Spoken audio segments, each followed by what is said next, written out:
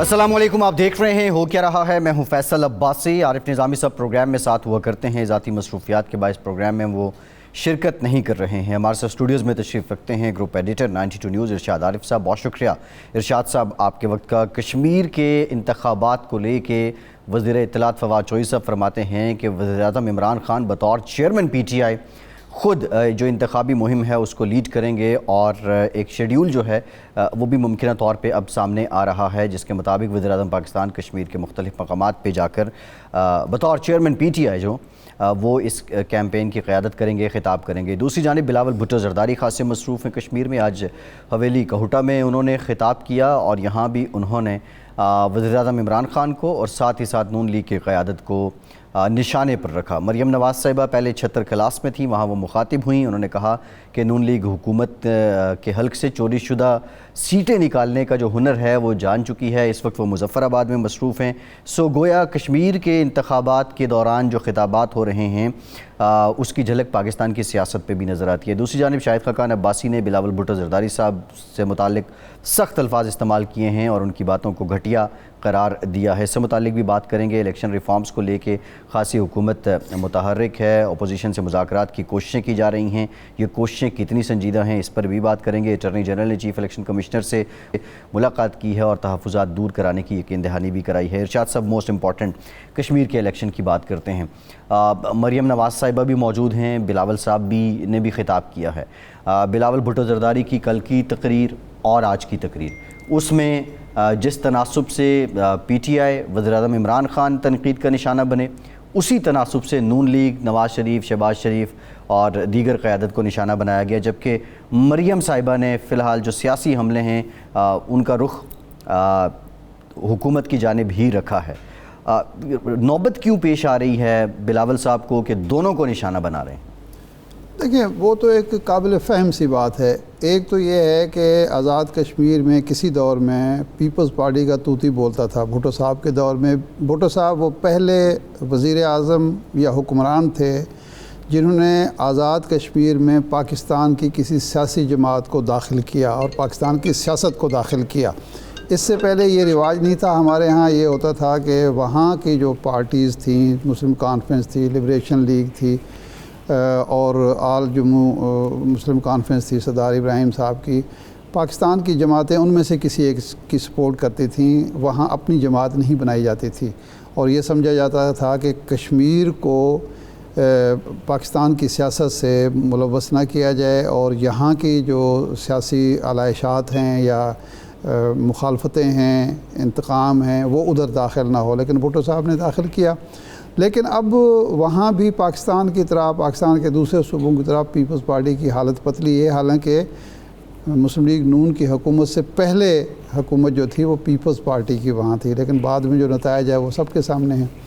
तो इसलिए ज़ाहिर बात है कि वो अपनी स्पेस लेना चाह रहे हैं। दूसरा, चूँकि हुकूमत जो ख़त्म हुई है वो मुस्लिम लीग नून की है, तो इसलिए भी बिलावल साहब ये समझते हैं कि मुस्लिम लीग को निशाना बनाएंगे तो ज़ाहिर बात है हमें कुछ ना कुछ वोट मिल जाएंगे, कुछ सीटें निकाल लेंगे।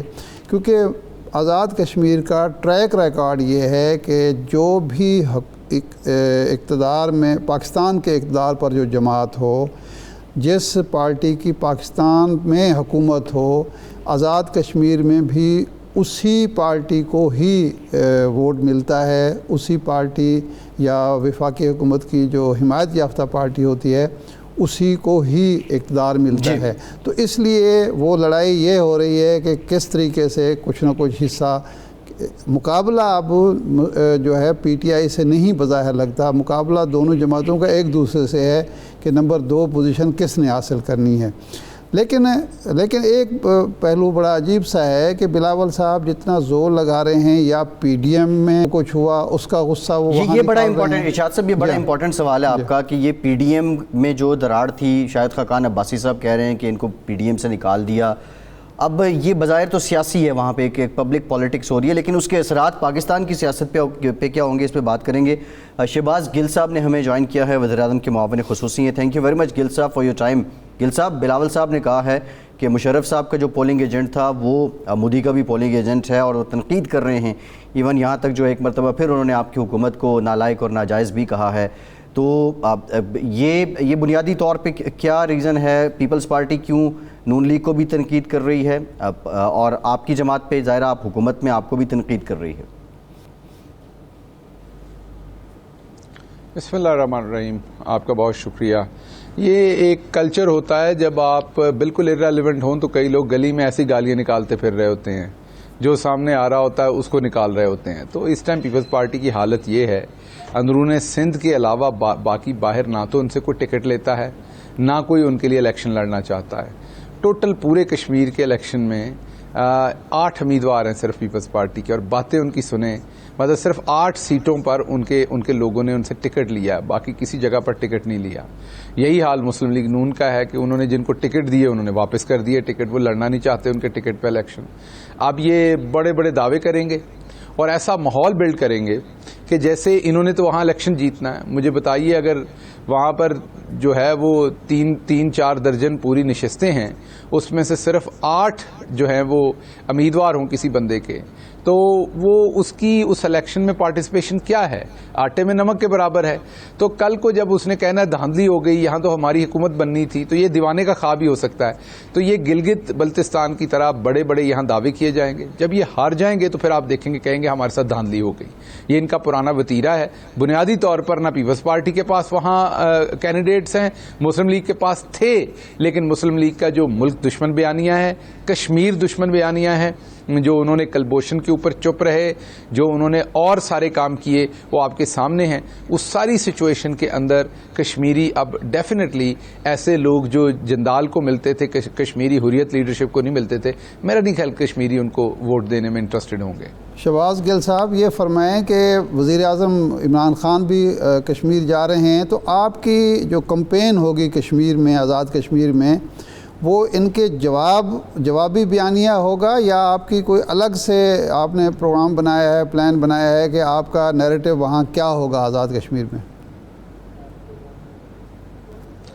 دیکھیے ارشاد عارف صاحب, ان کا تو بدقسمتی سے کوئی بیانیہ ہے نہیں نا. ان کا بیانیہ تو سارے کا سارا ایک ریٹرک ہے, اور وہ ریٹرک ہے NRO لینے کے لیے. تو جوابی بیانیہ تو بن نہیں سکتا کیونکہ بیانیہ ہی نہیں ہے. تو ہم اپنا پروگرام دیں گے کشمیری بھائیوں کے ساتھ, بہنوں کے ساتھ, جو پرائم منسٹر عمران خان پہلے دن سے جب سے وہ آئے ہیں وہ کشمیر کا مقدمہ لڑ رہے ہیں. ہم چاہتے ہیں کہ جس طریقے سے KPK سے یہ سفر ہم نے شروع کیا تھا, وہاں پہ ڈیولپمنٹ کی تھی, اللہ کا شکر ہے, پنجاب میں بھی, GB میں بھی, سینٹر میں بھی, اور اب ہم چاہتے ہیں اس کے بعد جو ہے وہ کشمیر میں بھی ہم لوگوں کی خدمت کریں. ہماری پارٹی ایک ٹرانسپیرنٹ گورنمنٹ ہو, جس طریقے سے ہم نے دوسری جگہوں پہ ہیلتھ کارڈ ہے, یا جو ہماری احساس ہے, یا دوسری پالیسیز ہیں, اس سے اب کشمیر کی عوام بھی مکمل طور پر فیض یاب ہو. تو ہم اپنا پلان لے کے جائیں گے, اور ہمارا پلان ہے امن کا, ہمارا پلان ہے کشمیریوں کے لیے حق خود ارادیت کا, ہمارا پلان ہے انڈیا کے ساتھ برابری کی سطح پر اگر وہ واپس جاتے ہیں. جی ڈاکٹر صاحب, بریک کے بعد جب واپس آئیں گے آپ بھی جانیں گے. اور مریم نواز کہتی ہیں کہ اگر الیکشن چوری ہوا تو شارع دستور پر بیٹھ جائیں گے, ہم گر سیکھ چکے ہیں. اس سے متعلق بھی بات کریں گے, ہمارے ساتھ رہیے.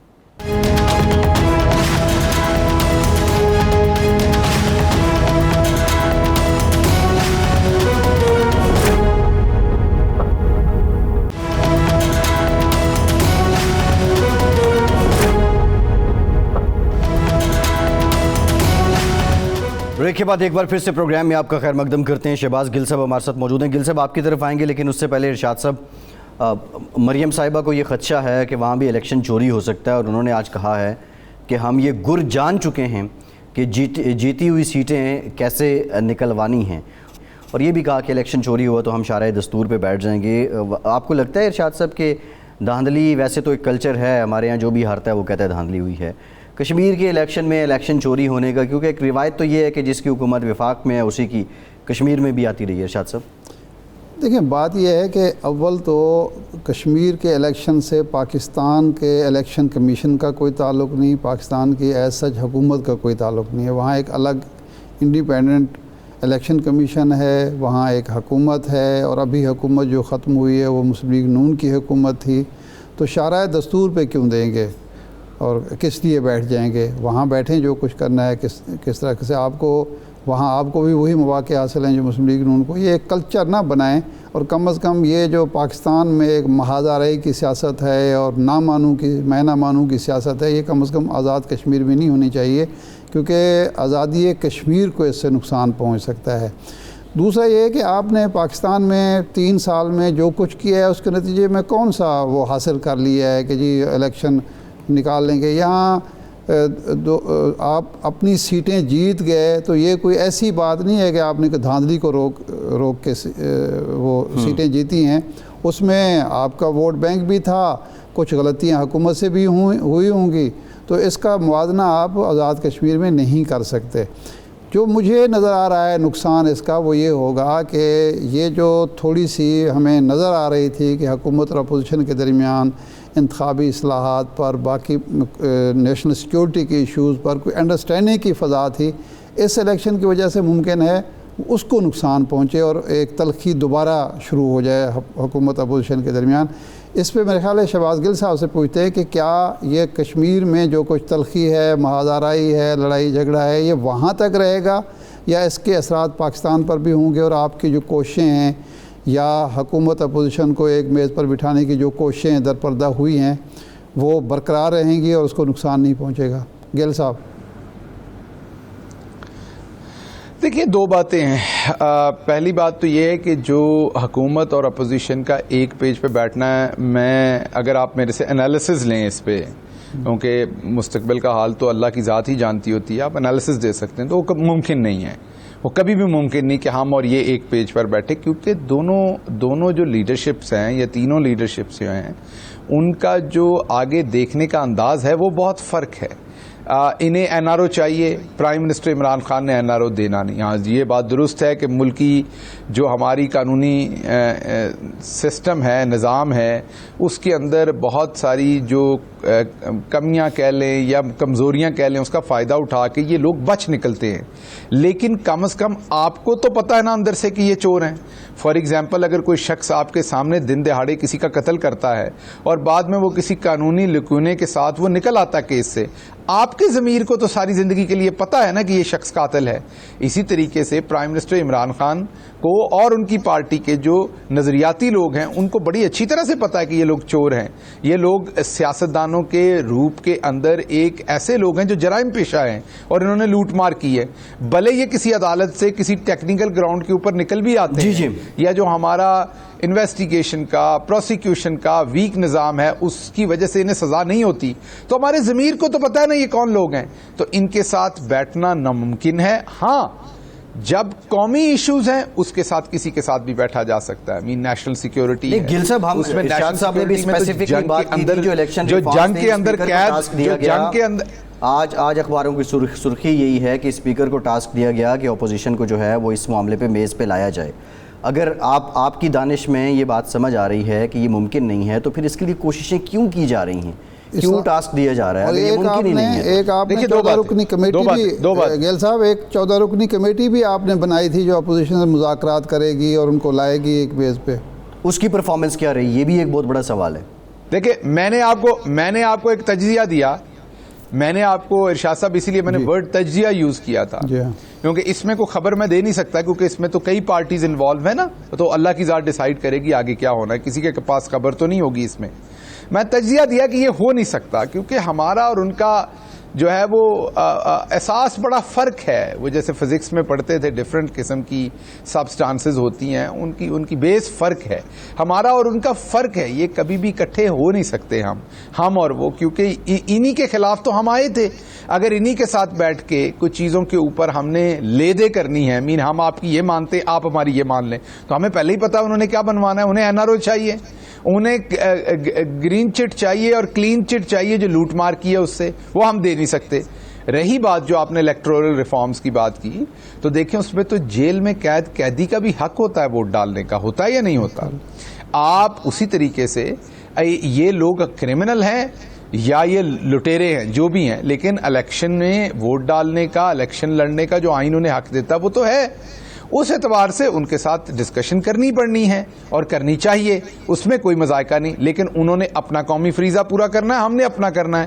اٹ ڈزنٹ مین کہ کوئی ہمارا ان کے بغیر کام نہیں چل رہا کہ ہم نے ان کی منتیں کرنی ہیں اور ضرور انہوں نے ساتھ بیٹھنا ہے. دعوت دی ہے حکومت میں ہونے کے ناطے, ہماری ذمہ داری ہے دعوت دیں, جو پلان ہم لے کے آ رہے ہیں وہ ان کے سامنے رکھیں, ان کا اگر کوئی پروڈکٹیو اس کے اوپر اعتراض ہے تو وہ ہمیں بتائیں, لیکن جو پروڈکٹیو نہیں ہوگا اس کو انٹرٹین نہیں کیا جائے گا. جی ٹھیک ہے گل صاحب, تو اس کا مطلب یہ ہے کہ جو اپوزیشن حکومت کی نیت پہ شک کرتی ہے کہ مذاکرات کے لیے آپ کبھی سنجیدہ نہیں ہوتے اور صرف آپ آپٹکس کو فل کرتے ہیں, تو سم ہاؤ اس بات کو پھر صحیح سمجھا جائے؟ نہیں, میں نے آپ کو میرا خیال بہت تفصیل سے بتا دیا کہ جن چیزوں کے اوپر مذاکرات ہونے چاہیے ہم ہمیشہ کرنے کو تیار ہیں اور صدقے دل سے کرنے کو تیار ہیں, وہ قومی ایشوز ہیں. لیکن میں آپ کو دوبارہ بتا رہا ہوں کہ ان کے اندر ہے ہی نہیں یہ چیز کہ قومی ایشوز کے اوپر یہ کو بات کریں. انہوں نے تو این او مانگنا ہے, تو یہ کام چلے گا آگے کیسے؟ کام تو ان کی طرف سے خراب ہونا ہے. انہوں نے کہنا کلین چٹ دیں جو ہم نہیں دے سکتے, تو ان کے ساتھ ہماری بات آگے بڑھے گی کیسے؟ میں آپ سے کاؤنٹر سوال کر دیتا ہوں, مجھے بتائیے, ہم الیکٹورل ریفارم کرنا چاہتے ہیں, وہ ٹیبل پہ بیٹھتے ہیں, وہ کہتے ہیں کہ آپ اکاؤنٹیبلٹی کو چھوڑ دیں, آپ کلین چٹ دے دیں ہمیں جو ہم نے لوٹ مار کی ہے. ہم کہتے ہیں ہم نہیں دینے, وہ کہتے ہیں اس کے بغیر ہم نے الیکٹورل ریفارم میں آپ کے ساتھ نہیں بیٹھنا. اب بتائیے بات آگے کیسے بڑھے گی؟ جی ٹھیک ہے ارشاد صاحب, یہ جو بات کر رہے ہیں آپ نے 14 رکنی کمیٹی کی بات کی تھی, اس کی پرفارمنس کیا رہی ہے؟ ویسے ذمہ داری تو ہم نے پہلے بھی دیکھا ہے کہ حکومت پہ زیادہ ہوتی ہے, وہ اپوزیشن کو بناتی ہے.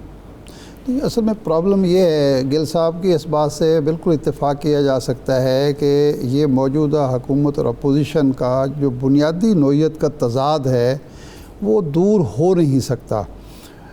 اگرچہ یہ کہا یہ جاتا ہے کہ جی الیکٹورل ریفارمز ہیں, نیشنل سیکیورٹی کے ایشوز ہیں, اگر تو کوئی تیسرا فریق ان کو اکٹھا کر دے اور مجبور کر دے تو اور بات ہے. اس کی وجہ یہ ہے کہ ہمیشہ اپوزیشن اور حکومت کے درمیان گیو اینڈ ٹیک ہوتا ہے. اب حکومت اپوزیشن کو کچھ دینے کے لیے تیار نہیں ہے اور اپوزیشن کچھ لیے بغیر کوئی بات ماننے کے لیے تیار نہیں ہے.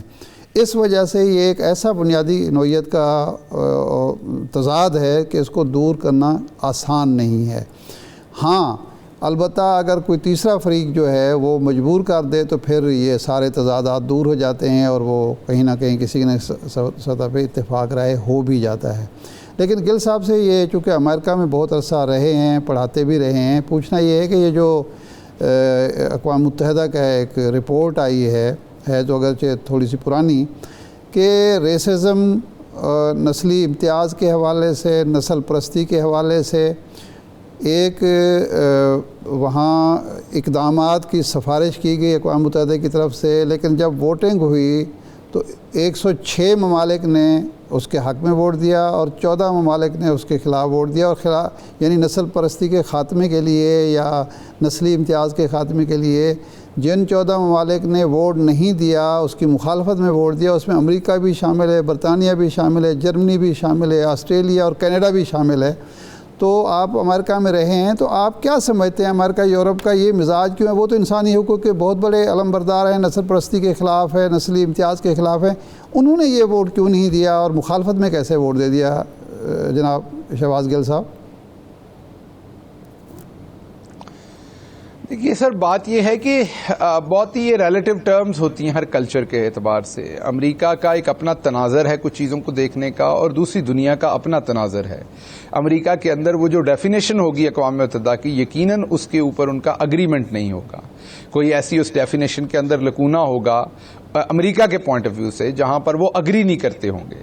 تو یہ ایک نسلی جو تعصب ہے وہ تو پوری دنیا میں موجود ہے, آپ کو پتا ہے, اور کچھ ملکوں میں اس کا زیادہ شدت ہے, کچھ میں کم ہے. فار ایگزامپل اگر ہم امریکہ کو اور ہندوستان کو کمپیئر کریں تو ہندوستان میں نسلی تعصب بہت ہی زیادہ ہے آپ کے سامنے اگر آپ دیکھیں تو.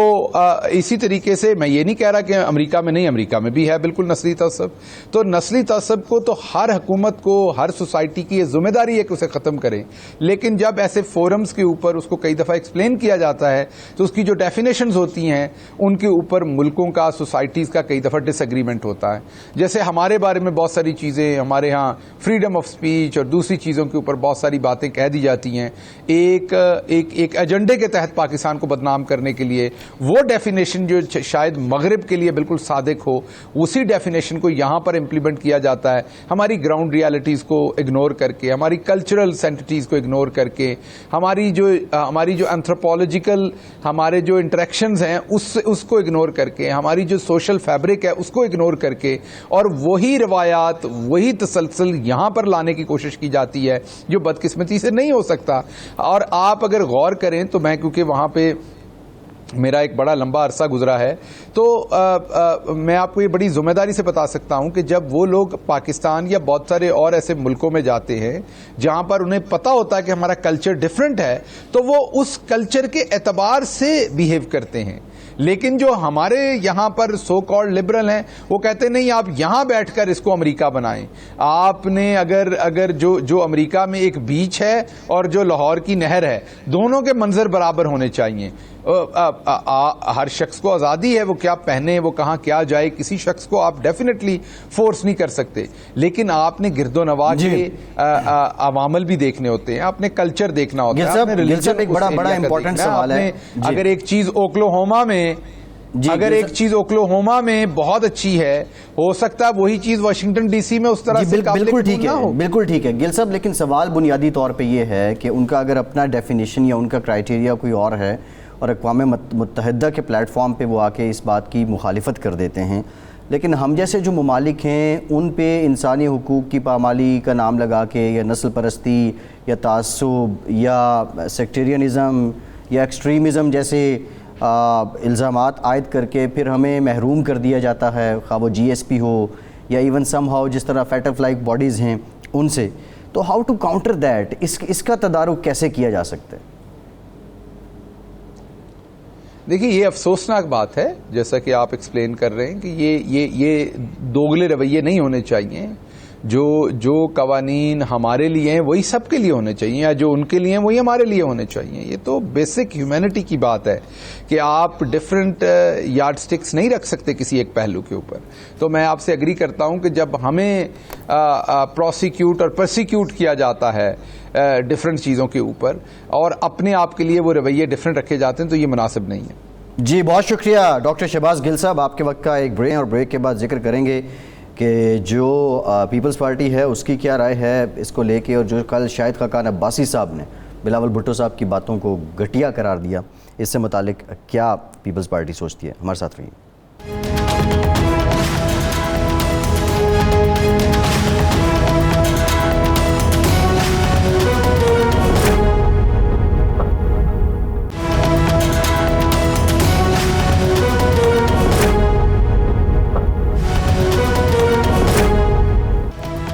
بریک کے بعد ایک بار پھر سے آپ کو خوش آمدید کہیں گے. ارشاد صاحب کچھ سیاسی بات کریں گے, لیکن اس سے پہلے جو آپ نسل پرستی کی بات کر رہے تھے, پاکستان یا جو ہم جیسے دیگر ممالک ہیں جو ڈیولپنگ کنٹریز ہیں یا تھرڈ ورلڈ کے آپ کہہ لیں ممالک ہیں, ان پہ کبھی کون سی تلوار جو ہے اس کی کاسمیٹک سرجری کر کے لٹکا دی جاتی ہے, اور پھر اس کے نام پہ پھر انہیں کہا جاتا ہے کہ آپ تبدیلیاں لائیں, اپنے ملک میں فلاں چیز بڑھا دیں, فلاں کم کر دیں.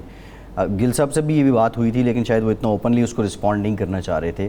لیکن یہ بتا دیں کہ اب یہ جو دوہرا معیار ہے, کیا جو عالمی طاقتیں ہیں ان کا ایک طرح کا جو کہا جاتا ہے کہ عالمی طاقتیں بھیڑیا ہوتی ہیں, وہ اس کو پہلے بھی استعمال کرتی رہی ہیں, ایسے ہی کرتی رہیں گی, یا اب جو فی زمانہ اس کا کوئی تدارک ہوگا, کچھ دنیا بدلے گی؟ ایک دو حقیقتیں ہیں جن کو ہمیشہ مد نظر رکھنا چاہیے. ایک تو یہ غلط فہمی دور ہو جانی چاہیے, اور کبھی ہونی بھی نہیں چاہیے کہ جناب امریکہ ہو یا یورپ ہو وہ نسلی امتیاز سے نکل آئے ہیں. وہ اس حد تک نکلے ہیں کہ اپنے معاشرے کی فلاح و بہبود کے لیے جتنی مساوات ان کو درکار ہے اپنے معاشرے کی ترقی کے لیے, کیونکہ جو کثیر النسلی, کثیر اللسانی, کثیر الثقافتی معاشرہ ہوتا ہے وہی ترقی کرتا ہے. اس حد تک تو وہ بالکل بڑے لبرل ہیں, بڑی سوچ ان کی جو ہے وہ ترقی پسندانہ ہے. لیکن جہاں تک اپنے قومی مفاد کا معاملہ ہے، اپنے ریاستی مفادات کا معاملہ ہے، یا اپنے جو پرانے تعصبات کا معاملہ ہے، وہ آج بھی وہیں کے وہیں ہیں۔ میں اس کی مثال دیتا ہوں، یہ تو نسل پرستی کی بات ہے نا، یہ جو ٹرمپ کامیاب ہوا ہے وہ کس نعرے پر کامیاب ہوا؟ نسل پرستی تھی نا۔ تو اس کا مطلب یہ ہے کہ وہاں کے 51% لوگ جو ہیں آج بھی نسل پرست ہیں جنہوں نے اس کو ووٹ دیا۔ اور اس کی دوسری مثال، یہ صنفی امتیاز بھی وہاں موجود ہے، اور اس کی میں مثال دیتا ہوں۔ جب یہ جناب اوباما اور ہیلری کلنٹن مد مقابل تھے نومینیشن کے لیے، یعنی ڈیموکریٹک پارٹی کی نومینیشن ہونی تھی، ایک ہی پارٹی کے دو امیدوار تھے، تو ایک طرف ایک کالا تھا اور دوسری طرف ایک گوری لیکن خاتون تھی۔ وہ اوباما سے زیادہ شہرت تھی ان کی اہلیت قابلیت کے چرچے تھے، وہ خاتون اول 2 دفعہ رہ چکی تھیں، لیکن ڈیموکریٹک پارٹی ایک لبرل پارٹی ہے، جی اس میں کالوں کی تعداد زیادہ تھی، ٹھیک ہے نا۔ لبرل پارٹی میں بھی انہوں نے ایک عورت کی بجائے مرد کو منتخب کیا کہ یہ ہمارا کینڈیڈیٹ ہوگا۔ اب اس کے بعد مقابلے میں آگے اگلی دفعہ ان کو بنا دیا گیا، کینڈیڈیٹ بنا دیا گیا ٹرمپ کے مقابلے میں۔ ایک یہاں امریکن کونسلیٹ میں ڈسکشن تھی، شاہد خان ہیں وہ آئے ہوئے تھے، تو زیک تھے اس وقت کونسل جنرل، انہوں نے بلایا تھا۔ وہاں گفتگو شروع ہو گئی کہ ٹرمپ نومینیٹ ہوگا، grand old party Republican party کرے گی۔ سارے کہہ رہے تھے کہ نہیں ہو سکتا، میں نے کہا وہ ہو جائے گا۔ کہنے کہ جی کیوں؟ میں نے کہا اس لیے کہ دوسری طرف جو ہے وہ خاتون ہے۔ نہ صرف یہ 4-6 گواہ موجود ہیں صحافی جو وہاں موجود تھے، میری بحث ہوئی باقاعدہ۔ میں نے کہا کہ نہ صرف وہ نومینیٹ ہوگا بلکہ الیکٹ بھی ہوگا۔ اچھا ارشاد صاحب الیکٹ بھی ہوگا، اور وجہ میں نے یہی بتائی کہ سامنے جو ہے ہیلری کلنٹن ہے، جی تو وہاں نسل پرستی بھی موجود ہے اور صنفی امتیاز بھی موجود ہے، لیکن ہمیں جو ایک دکھایا جاتا ہے چہرہ وہ ایسا نہیں ہے۔ تو یہ ثبوت ہے اس چیز کا کہ وہ صرف امریکہ نہیں ہے، اس کے سارے الائز جو ہیں وہ ووٹ مخالفت میں ووٹ دے رہے ہیں۔ بھئی نسل پرستی کا خاتمہ ہونا چاہیے، آپ ووٹ دیں۔ بالکل ٹھیک ہے۔ اچھا دیکھیں، یہ امریکہ کی ایک تاریخ ہے، مارٹن لوتھر کنگ جو ہے ان کا خواب ہی یہی تھا کہ یہ جو نسل پرستی ہے اس کو ختم کیا جائے۔ پھر بعد میں ہم نے دیکھا کہ امریکہ جو ہے اس میں امن آ گیا اور یہ فسادات ختم ہو گئے، اور امریکہ ایک ایسی ریاست بن گئی کہ جو تمام دنیا کی قومیتوں کو، تمام نسلوں کو جو ہے ایکسیپٹ کرتی ہے۔ لیکن جو گراؤنڈ ریئلٹیز کا آپ ذکر کر رہے ہیں، ٹھیک ہے کی پوسٹ پہ جو ہے وہ سیکنڈ تو عورت کر رہی ہوتی ہے، لیڈ اس کو مرد ہی کر رہے ہوتے ہیں۔ بنیادی سوال یہ ہے، گراؤنڈ ریئلٹیز ان کی ہیں ہوں گی، لیکن سر ہم جیسے ملکوں کو یہ کیوں بار بار یہ تلوار لٹکا دی جاتی ہے کہ آپ کے ملک میں نسل پرستی بہت زیادہ ہے، آپ کے ملک میں انتہا پسندی بہت زیادہ ہے، آپ کے ملک میں یہ بہت زیادہ ہے، اور پھر جو باڈیز انہوں نے بنائی ہوئی ہیں، اب پھر اس بات کو کیا ہمیں مان لینا چاہیے کہ جو دیگر باڈیز ہیں وہ ایک پوری سفارتی اور منوپلی اور سیاسی طور پہ آپریٹ کی جاتی ہیں؟ جب کسی کو سکرو کرنا ہو تو یہ الزام لگا دیں، یہ کرائٹیریا دے دیں، اس کو فلفل کریں۔ یہ انسانی حقوق کا معاملہ ہو، نسل پرستی کا معاملہ ہو، صنفی امتیاز کا معاملہ ہو، یہ ہتھیار ہیں طاقتور سپر پاور کے ہاتھ میں۔ اور ہمیں 99 میں ہم چائنا گئے تھے پہلی دفعہ، تو وہاں ایک اعلیٰ عہدیدار نے ہمیں یہ کہا کہ انسانی حقوق جو ہے یہ امریکہ کا ایسا ہتھیار ہے وہ جو ہمیشہ تھرڈ ورلڈ کے خلاف استعمال کرتا ہے۔ تو یہ بھی اسی طرح کا ایک ہتھیار ہے۔ افریقہ میں جب معاملہ ہوگا تو اور انداز میں ڈسکشن ہوگی، پاکستان میں بلوچستان کا ایشو ہوگا تو ڈسکشن اور ہوگی، کشمیر میں اور فلسطین میں ڈسکشن بالکل مختلف ہو جائے گی۔ جی کشمیر میں جو کچھ ہو رہا ہے اس پر امریکہ کا رد عمل وہی ہے جو سوڈان میں دارفر کے معاملے پر تھا، یا انڈونیشیا میں ایسٹ تیمور کے ایشو پر تھا، وہاں تو ایسا ہمیں نظر نہیں آتا۔ تو اس کا مطلب یہ ہے کہ یہ ہتھیار ہیں جو تھرڈ ورلڈ کے، اور جن ممالک کی آپ نے گردن مروڑنی ہو، بازو مروڑنا ہو، ان ہتھیاروں کا آپ استعمال کرتے ہیں۔ ارشاد صاحب ہو گیا۔ اچھا آپ نے کشمیر کی بات کی، جو بریک سے پہلے جو پوائنٹ میں نے رکھا تھا ارشاد صاحب وہ یہ تھا کہ کشمیر میں انتخاب ہیں، پبلک پالیٹکس ہے، جلسے جلوس، الزام، یہ سب ہونا ہے، ایوری باڈی نوز۔ عوام کو بھی اب یہ سمجھ ہے، مزے کی بات یہ ہے کہ عوام کو پتہ ہے کہ یہ سب ہوتا ہے الیکشن سے پہلے۔ آج سے شاید 8-10 سال پہلے اتنے عوام باتوں کو سچ جان لیتے تھے، جو نعرے لگ رہے ہیں. پچھلی بار نعرہ لگا تھا مودی کا جو یار ہے وہ غدار ہے. آج بلاول صاحب نعرہ لگا رہے ہیں کشمیر کا سودا نامنظور.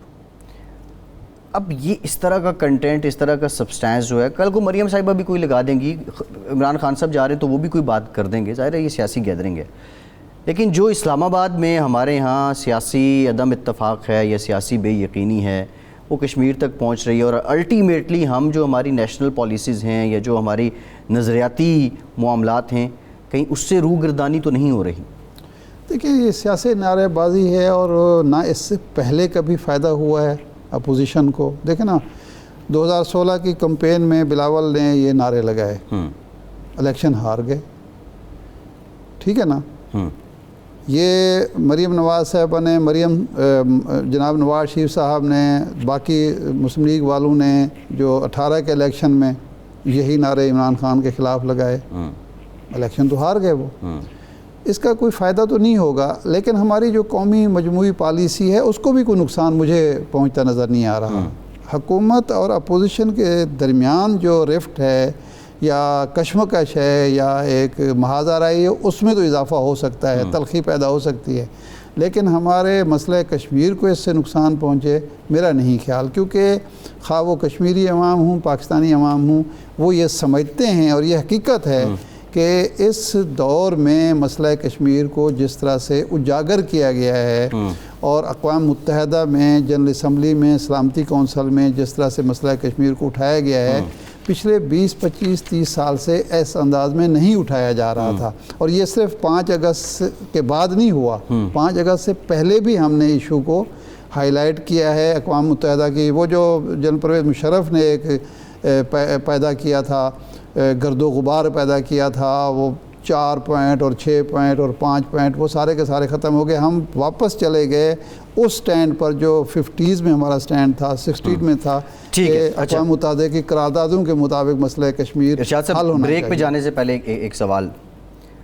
2 سال رہ گئے خان صاحب کے پاس, اور 6-7 مہینے 8 مہینے کے بعد پریکٹیکل الیکشن جو ہے نا اس کی کیمپینز وغیرہ اور سلسلے شروع ہو جانے, عوامی رابطہ اور یہ سب کچھ جو ہو رہا ہے اس ادراک کے ساتھ ہو رہا ہے کہ خان صاحب نے 2 سال اور پورے کرنے, اپوزیشن جو ہے مزید 2 سال کے لیے یہ رولا وغیرہ ڈالے گی عوام کو موبلائز کرنے کے لیے, اپنے لوگ بڑھانے کے لیے.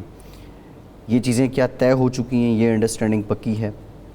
نہیں, اس طرح سے طے نہیں ہوئی کہ کہیں کوئی معاہدہ ہوا ہو یا کوئی باقاعدہ یہ طے کیا گیا ہو کہ ایسا ہوگا, لیکن سمجھ آ گئی ہے, تمام فریقوں کو یہ سمجھ آ گئی ہے, پیپلز پارٹی کو بھی, مسلم لیگ کو بھی, مولانا فضل الرحمان کو بھی, محمود خان اچکزئی کو بھی, کہ اگلے الیکشن میں ہی اب مقابلہ ہوگا اور اگلے الیکشن کی تیاری ہونی چاہیے. تو یہ ساری گفتگو جو ہو رہی ہے اگلے الیکشن کے لیے اپنی فیلڈ لینے کے لیے ہو رہا ہے. اس سے پہلے نہیں ہو رہا کہ حکومت کو گرایا جائے یا حکومت کو گرایا جا سکتا ہے. میرا خیال ہے سب سمجھ چکے ہیں کہ اگلے 2 سال ہم نے اپنی جگہ بنانی ہے, سپیس لینی ہے, اور حکومت کو بھی اس کا پتہ ہے کہ ہم نے ڈیلیور کرنا ہے تو اگلا الیکشن لڑنا ہے.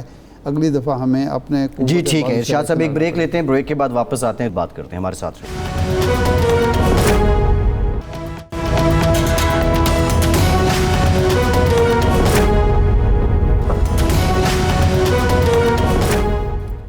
بریک کے بعد ایک بار پھر سے آپ کو خوش آمدید کہیں گے. گزشتہ روز بلاول بھٹو نے کہا تھا کہ ہم مودی کو اپنی شادیوں پر نہیں بلاتے, اور بڑی تنقید انہوں نے کی تھی. ارشاد صاحب سابق وزیر اعظم ہیں, ایک پارٹی لیڈر کی باتوں کو گھٹیا باتیں کہہ رہے ہیں. یہ کیا شاہد خاقان عباسی صاحب جیسے ایک میچور پولیٹیشین کو زیب دیتا ہے ارشاد صاحب؟ اصل میں یقین کریں مجھے بعض اوقات بڑی حیرت ہوتی ہے کہ ہم کس اخلاقی زوال کی طرف جا رہے ہیں کہ ایک انداز ہوتا تھا, ایک سطح ہوتی تھی گفتگو کی. اب بلاول صاحب جو زبان استعمال کرتے ہیں نواز شریف صاحب کے بارے میں یا عمران خان کے بارے میں, یا وزیر اعظم کے طور پر عمران خان اپنے مخالفین کے بارے میں جو کچھ کہتے ہیں, یہ جو کچھ فرما رہے ہیں, یہ ہمارے زوال کی نشانی ہے اور کچھ نہیں ہے. کہ کم از کم اپنے مخالفین کے خلاف بات کرتے ہوئے کو الفاظ کا انتخاب تو اچھا کر لیں. اچھے الفاظ بھی اردو زبان میں موجود ہیں, کوئی یہ نہیں ہے کہ آپ جو منہ میں آئے وہ کہہ دیں. لیکن اب کیا کیا جائے، یہی کلچر ہمارا بن گیا ہے۔ ایک دور میں یہ ہوتا تھا، یعنی ہم نے وہ لیڈر دیکھے ہیں، مولانا مودودی، نواب نصر اللہ خان، چودھری محمد علی، میاں ممتاز محمد خان دولتانہ، مولانا شاہ نورانی، عبدالستار خان نیازی، جب وہ لوگ گفتگو کرتے تھے اپنے مخالفین کے حوالے سے بھی، تو وہ مخالفین بھی سن کے مزہ لیتے تھے بات کا کہ چلو جی مخالفت ہی ہو رہی ہے، لیکن یہ نہیں ہو رہا کہ وہ جو گلیوں کی زبان تھی نا، تھڑے کی زبان تھی، اب وہ سٹیج کی زبان بن گئی ہے اور وہ لیڈروں کی زبان بن گئی ہے جو ایک ورکر ایک دوسرے کے خلاف کیا کرتا تھے۔ وزیر اعظم عمران خان صاحب نے کہا کہ سندھ کے عوام کو ڈاکوؤں سے نجات دلاؤں گا۔ اب دیکھیں نا، بات یہ ہے کہ آپ وزیر اعظم ہیں، آپ وہاں الیکشن میں کراچی میں آپ کو ووٹ ملے ہیں، سندھ میں بھی آپ اپنی جگہ بنائے ہیں، لیکن اگر ڈاکو کا لفظ آپ نہیں استعمال کریں گے تو پھر بھی نہ تو یہ ہوگا کہ آپ کی مخالفت میں کوئی کمی واقع ہوگی، اور نہ ہی اس سے یہ ہوگا کہ آپ کے کوئی ووٹ بینک پر منفی اثر پڑتا ہو۔ لیکن اب چونکہ یہ ایک وتیرہ، میں تو یہی کہہ رہا ہوں کہ یہ وتیرہ بن گیا ہے، سب بولے چلے جا رہے ہیں۔ وہ ہمارے ہاں ایک جو ہوتی تھی ایک وزاداری تھی، مروت ہوتی تھی مخالفین کے حوالے سے، وہ ختم ہو گئی ہے، اور اس طرح کی زبان۔ عباسی صاحب نے گزشتہ روز یہ بھی کہا ہے کہ ڈومیسائل جو ہے وہ نواز شریف صاحب کا کمزور ہے، اور اس کا کرائٹیریا جو انہوں نے بتایا ہے کہ نواز شریف صاحب نے زرداری صاحب سے زیادہ پیشیاں بھگتی ہیں۔ اول تو زرداری صاحب کی ڈومیسائل والی بات بھی کسی جگہ آپ اس کو ڈیفینڈ نہیں کر سکتے، لیکن یہ جو کرائٹیریا آیا ہے ارشاد صاحب، مجھے نہیں پتا کہ شاید آپ اس کو سیاسی چٹکلا سمجھ رہے ہوں گے، لیکن کیا اگر اس کو کرائٹیریا رکھ لیں پھر تو جو قتل کے مجرمان ہوتے ہیں یا کوئی بہت بڑے بڑے کیسز میں ہوتے ہیں تو وہ تو بالکل ہی ان بیچاروں کا ڈومیسائل نہ ہونے کے برابر نہیں۔ افسوسناک تو بات یہ ہے اور قابل جو ہے توہین بات یہ ہے کہ ایک لیڈر جو ہے ملک کا، وزیر اعظم رہا ہو یا صدر رہا ہو، وہ کرپشن کے الزام میں پیشیاں بھگت رہا ہو۔ اگر سیاسی پیشیاں بھگتنی پڑیں تو یہ قابل فخر بات ہے کسی سیاستدان کے لیے، لیکن اگر کرپشن کا الزام ہو، اربوں روپے کی کرپشن کا الزام ہو، تو اس پر تو شرمندہ ہونے کی ضرورت ہے، نہ کہ اس کو بطور فخر استعمال کیا جائے کہ جی اس نے زیادہ بھگتی ہیں پیشیاں یا اس نے زیادہ بھگتی ہیں۔ تو یہ تو کوئی، میں نہیں سمجھتا کہ یہ بھی کوئی کریڈٹ ہے۔ جی ٹھیک ہے۔ اچھا، قمر زمان قائرہ صاحب نے ہمیں جوائن کیا ہے، پاکستان پیپلز پارٹی سینئر رہنما ہیں۔ قائرہ صاحب thank you very much for joining اس۔ قائرہ صاحب آپ سمپل بتا دیں، جو عباسی صاحب کل کہہ رہے ہیں کہ بلاول صاحب کی باتیں گھٹیاں ہیں اور ان کا جواب دینا پسند نہیں کرتا، ایسا کیا کہہ دیا ہے بلاول بھٹو صاحب نے؟ دیکھیں، اب شاید خاقان اگر باولوں کی طرح گفتگو شروع کر دے گا تو اس ملک کا اللہ ہی حافظ ہے۔ بلاول صاحب نے کون سی ایسی بات کہہ دی ہے، اور یہ بات کہنا خود گھٹیا پن کی علامت تو ہو سکتا ہے، مجھے افسوس ہے یہ لفظ استعمال کرتے ہوئے، لیکن انہوں نے ایک اپنا سیاسی مکالمہ ادا کیا ہے۔ شاید خاقان کو آج کل کوئی زیادہ بخار چڑھ گیا ہے پیپلز پارٹی سے نفرت کا، ان کا اپنا ذاتی ایجنڈا ہو سکتا ہے۔ کل انہوں نے، بلاول صاحب نے جو باتیں کی تھیں اس کے ساتھ ہی انہوں نے یہ بھی کہا تھا کہ اگر پی ڈی ایم کے جو ہمارے باقی کمپوننٹ تھے، اب تو پی ڈی ایم اس وقت معطل ہے، لیکن اگر آج بھی وہ اس بات پہ قائل ہو جائے اور وہ جو ہم نے روڈ میپ طے کیا تھا، لکھا ہوا روڈ میپ جو ہے، اور اس کے مطابق وہ پنجاب کی حکومت کے خلاف عدم اعتماد لائے اور پھر مرکزی حکومت کے خلاف لائے، تو ہم ان کے ساتھ ہیں، بالکل ساتھ ہیں۔ ہم نے تو ایک دفعہ بھی نہیں کہا کہ ہم ساتھ نہیں چلنا چاہتے، لیکن کچھ باتیں تلخ ہو جاتی ہیں، تلخ کرنی پڑتی ہیں جو حقائق کے مطابق ہوتی ہیں، لیکن اس کو اس پیرائے میں بیان کرنا اور کسی کو گھٹیا کے رنگ میں کہنا، یہ گھٹیا پن کی علامت ہی ہو سکتی ہے، اور کیا ہو سکتا ہے۔ قائرہ صاحب، آپ آزاد کشمیر کی سیاست میں اس وقت باقاعدہ مؤثر کردار ادا کر رہے ہیں کہ وہاں کمپین چلا رہے ہیں انتخابی۔ ایک تو یہ جواب دے دیجئے کہ جناب فواد چودھری صاحب نے بھی کہا ابھی تھوڑی دیر پہلے، شہباز گل صاحب بھی، کیا آپ کے واقعی وہاں 8 کینڈیڈیٹ ہیں یا آپ کے کینڈیڈیٹس کی تعداد زیادہ ہے؟ ایک اور پوزیشن اس وقت پارٹی کی کیا ہے کمپین میں؟ آپ کو کیا نظر آ رہا ہے کہ کتنی سیٹیں آپ لے سکتے ہیں؟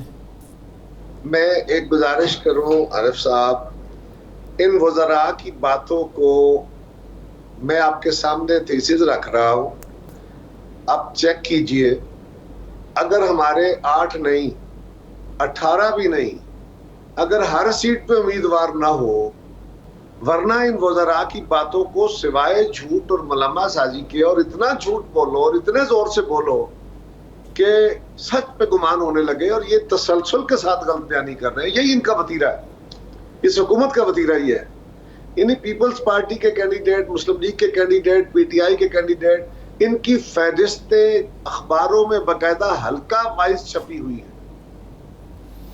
نہیں یہی تو قائرہ صاحب حیرت ہو رہی تھی کہ ایک پارٹی جو 4-5 دفعہ آزاد کشمیر میں اقتدار میں رہی ہو. آپ کے لیے حیرت ہے جی، مجھے حیرت اس لیے نہیں ہے کہ اس حکومت کا سب سے بڑا ہتھیار جھوٹ، اور یہ فاشسٹ حکومت کا، یہ پاپولسٹ حکومتوں کا یہی مزاج ہوتا ہے کہ جھوٹ بولو اپنے مخالف کے بارے میں، اتنی بدگمانی.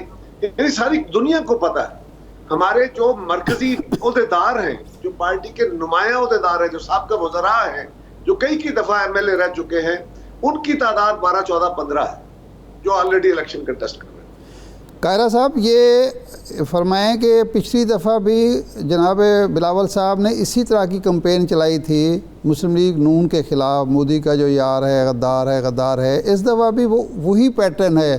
تو آپ نہیں سمجھتے کہ پچھلی دفعہ آپ کو اس کا فائدہ نہیں پہنچا تو اب بھی فائدہ نہیں پہنچا کہ کوئی نیا نیریٹو آپ دیتے؟ دیکھیے، جو کشمیر کے اندر جا کے کیا نیریٹو ہو سکتا ہے؟ کشمیر کے اندر جا کے آپ کشمیر کے لوگوں کو کشمیر کے مقدمے کے بارے میں آگاہ کرتے ہیں. یقیناً وہاں پہ ڈیولپمنٹ کی باتیں بھی کریں گے، ماضی میں اپنی حکومت کی باتیں بھی کر رہے ہیں، پاکستان کی پالیٹکس کے اوپر بھی باتیں کر رہے ہیں. لیکن وہ پاکستان کا الیکشن نہیں، کشمیر کا الیکشن ہے جس کے کشمیری ووٹر ہیں. اور وہاں پہ اگر حکومت کی پالیسی کشمیر کے بارے میں مبہم نہیں، غلط ہے، اور وزیر اعظم کے اقدامات جو ماضی میں انہوں نے اٹھائے تھے یا انہوں نے جو بیانات دیے تھے وہ ان کی پالیسی کے غماز ہے، تو اس کو اور کیا کیا جائے، کیا کہا جائے گا؟ وہاں وہی بات کی جائے گی نا. نہیں، انڈیا کے حوالے سے آپ مسئلہ کشمیر کے حل کے حوالے سے، انڈیا کے اقدامات کے حوالے سے کوئی لاہ عمل دیں نا کشمیری عوام کو کہ جی ہم کس انداز میں یہ مسئلہ حل کریں گے. لیکن یہ بھی سیاست کے اندر اور گفتگو کے اندر ہوتا ہے کہ آپ اپنے مخالف کی غلطیوں کو بھی اجاگر کر کے لوگوں کے سامنے رکھتے ہیں کہ وہ کتنے سنسیئر ہیں اس کاز کے ساتھ. ہم تو جب آئے ہم نے تو انہوں نے اپنا بھی بتایا، انہوں نے بھٹو صاحب کا بتایا، انہوں نے بی پی شہید کا بتایا، انہوں نے پاکستان پیپلز پارٹی کی وہاں جو گورنمنٹ تھی اس کا بتایا، اور اپنی پارٹی کی پالیٹکس کا بھی بتایا. یہ کوئی نہیں ہے کہ انہوں نے یہ باتیں نہیں کی، انہوں نے وے فارورڈ کا بھی کہا. لیکن اگر کسی جگہ پہ حکومت پاکستان یا حکمران جماعت یا وزیر اعظم نے کوئی ایسا بلنڈر کیا ہے جس سے کشمیر کاز کو نقصان پہنچا ہے تو اس کو بھی نمایاں کرنا ایک اپوزیشن کا حق ہوتا ہے. جی قائرہ صاحب، ہو سکتا ہے آپ کی نظر میں ایسا درست نہ ہو، ہماری نظر میں ایسا ہو. جی اچھا قائرہ صاحب، ایک اور معاملہ ہے کہ جو زرداری صاحب تقابل کرتے ہیں اپنے ڈومیسائل کا نواز شریف صاحب کے ساتھ، اور وہ پھر اپنے ڈومیسائل کو کمزور کہتے ہیں، تو یہ سندھ کا ڈومیسائل ہونا کیا یہ کمزوری ہے؟ اور دوسرا پھر جب سندھ کارڈ سے متعلق بات کی جاتی ہے، آپ پہ الزام لگتا ہے تو اس کی آپ لوگ نفی کرتے ہیں. کب کہا زرداری صاحب نے؟ جی زرداری صاحب نے گزشتہ روز عدالت پیشی کے موقع پہ انہوں نے کہا ہے کہ میرا ڈومیسائل جو ہے وہ کمزور ہے. آپ کا نواز شریف صاحب کا ڈومیسائل جو ہے وہ مضبوط ہے. گزشتہ روز مجھے نہیں علم کہ ان کو کیا سوال ہوا جس کے جواب میں انہوں نے کہا، کیونکہ یہ ان کا اپنا میں ذرا مکالمہ آپ کو بتا دیتا ہوں قائرہ صاحب. پہلا سوال ان سے یہ ہوا کہ آپ کیا نواز شریف کو آنے کا مشورہ دیں گے؟ تو زرداری صاحب نے کہا کہ میں کسی کو آنے کا مشورہ نہیں دوں گا. پھر ان سے دوسرا سوال یہ ہوا کہ جو آپ پہ نواز شریف صاحب پہ جو ہیں وہ باہر بیٹھے ہوئے ہیں اور آپ یہاں پہ ہیں، تو اس کی کیا ریزن ہے؟ تو اس کا جواب انہوں نے دیا کہ میرا ڈومیسائل کمزور ہے. یہ ایک مکالمہ ہوا جو میں آپ کو بتا رہا ہوں، ایک رپورٹر کے اور ایک زرداری صاحب کے. یہ دیکھیں نا، اب تناظر ہے میاں نواز شریف صاحب کے ساتھ موازنہ، اور اس کے ساتھ اور بھی باتیں ہوئی ہوں گی جس کے تناظر میں یہ بات ہوئی، کیونکہ آئسولیشن میں یہ بات نہیں ہے، یہ ان کا اپنا خیال نہیں ہے. ایک سوال کے جواب میں بات کرتے ہوئے عرض یہ ہے کہ انہوں نے یہ بات میاں صاحب کو پی ڈی ایم کی ایک میٹنگ میں کہی تھی کہ میں کمزور ہوں، میں سندھی ہوں، میرا ڈومیسائل سندھ کا ہے، آپ پنجابی ہیں، آپ کا تگڑا ہے، آپ مضبوط ہیں. اس تناظر میں یہ تھا، اس سے پہلے میاں نواز شریف صاحب نے اس میٹنگ میں گفتگو کرتے ہوئے، کیونکہ پریس نے زرداری صاحب کے بیان کو تو اٹھا لیا، میاں صاحب کی بات کسی نے کی نہیں. میاں صاحب کے بارے میں نے بہت دفعہ اس کی وضاحت کی ہے، کئی پروگراموں میں وضاحت کی ہے. میاں صاحب نے اپنی گفتگو میں فرمایا تھا متعدد دفعہ، اور ریپیٹڈلی انہوں نے اس میٹنگ میں بھی کہا کہ میں اقتدار نہیں چاہتا، میں تو اس حکومت کو ختم کر کے نظام بدلنا چاہتا ہوں. میں 3 دفعہ وزیر اعظم ہوں اور میں بالکل ڈرتا نہیں ہوں جو جیلوں سے ڈرتا ہے، جو اقتدار جو ایوانوں کے ذریعے اپنا رستہ پیدا کرنا چاہتا ہے، اس حکومت کو بدلنا چاہتا ہے، وہ اپنا رستہ بدل لے. میں ڈرتا نہیں ہوں جیلوں سے. یہ چونکہ مخاطب وہ ہمیں تھے، ہم ہی ہیں نا. پیپلز پارٹی ہے جو کہہ رہی ہے کہ ایوانوں کے اندر سے اس حکومت کا خاتمہ کریں، ان کے خلاف عدم اعتماد کریں. لہٰذا میاں صاحب نے ان کو تانا زنی کی کہ آپ کمزور، ڈرنے، آپ شاید آپ ڈر رہے ہیں. انہوں نے کہا میں ڈرتا نہیں ہوں، میں جیلوں سے جانے سے نہیں ڈرتا. جی جی ٹھیک ہے. قاہرہ صاحب پروگرام کا وقت ختم ہو گیا. بہت شکریہ قمر زمان. قاہرہ صاحب آپ کا ارشاد. عاطف صاحب آپ کے آج کے پروگرام سے اتنا ہی.